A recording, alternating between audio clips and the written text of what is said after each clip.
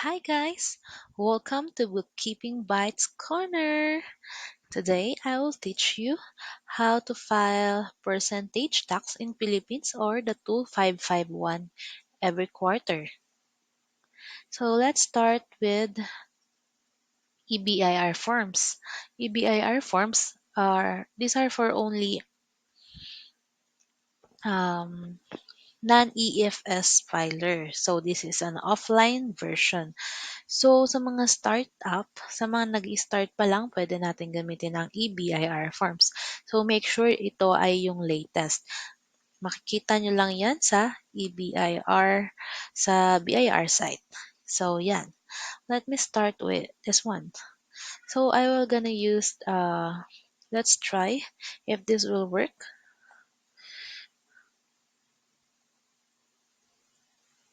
The RDO is, let's try this one. Let's try RDO 28. So, yan guys, just fill up the details here. Line of business, for example, is virtual solutions or virtual services. And then your name,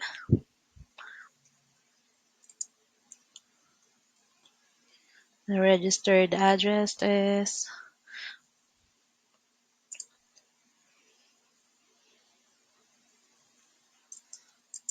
this is just an example guys, but registered address is makikita nyo doon sa inyong certificate of registration.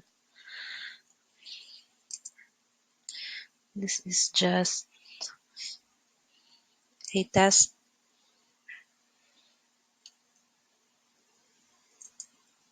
And make sure yung ilalagay nyo dito is yung ginagamit nyo active telephone number and active email address. So, for me, this one. So, guys, wag nyo akong email ha. Baka ano yung, ayan. It's okay. So, find mo yung 2551Q. Yan. So, this is the new version, yung 2018, and then fill up, and then confirm. Yan. So, click submit. Ayan. So, ito na. And then, fill up again. Ayan. Okay. And after that, if you want to choose the 8%, you can opt to on the first quarter like this. April 25 is the due date for the first quarter. So we're gonna start with the year ended must be December and the calendar year, and the first quarter amended return is no, and then yan, pop up dyan. The number 12 should be no, and then 8%. 8% kapag ginamit nyo yan, zero lang. And then kapag zero lang yung mafa-file nyo, just click,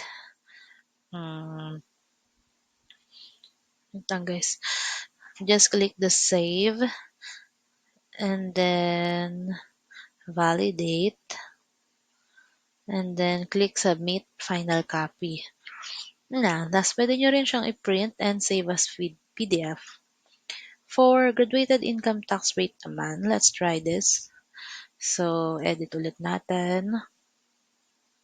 Yan. And then, graduated income tax rate. So, this one applicable only also kapag, kunwari, mga financial advisors, you can file this one also if you choose to. That's the 3% of the January to March 2023 of your tax, uh, of your sales. And also applicable also to BMBE. Yung mga BMBE, dapat ito graduated income tax rate and then 3% ng sales. BMBE, hindi siya pwede sa 8% income tax rate na option. Dapat graduated income tax rate. Let's say 300,000. So, kunwari, ayan yung sa 2307 mo. Creditable percentage tax withheld. So, wala pa per BIR form. Nasa 3,000 yan.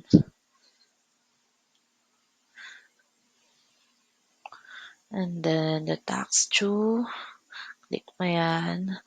Taxable amount. For example, virtual services. So, hindi ko sure kung ano yung number, yung sa ATC niya, pero makikita mo yun sa, ano mo, dito sa binigay sa'yo na 2307. If wala naman, percentage tax 010. For example, 1%.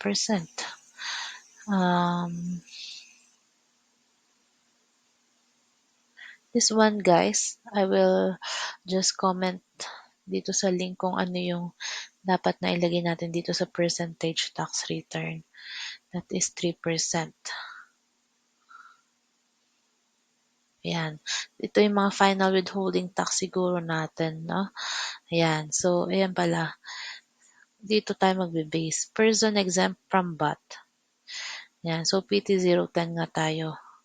Pero bakit di siya updated? Ayan. So, the taxable amount is 100,000.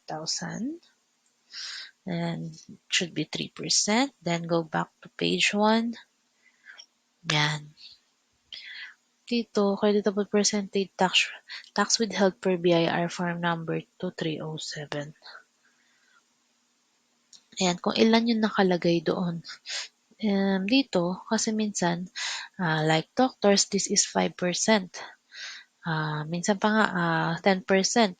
Kung hindi sila nag-declare ng sworn declaration, this is 10%. So, yan.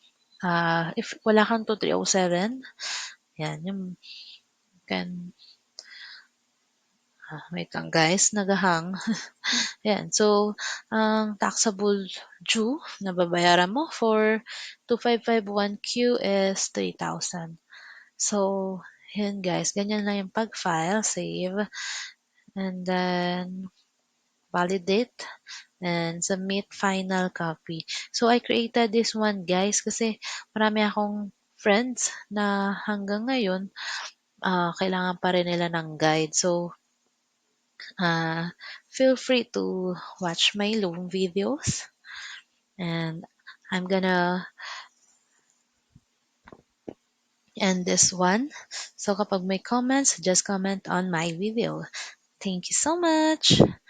Have a nice day. Bye bye. See you on my next video. Goodbye.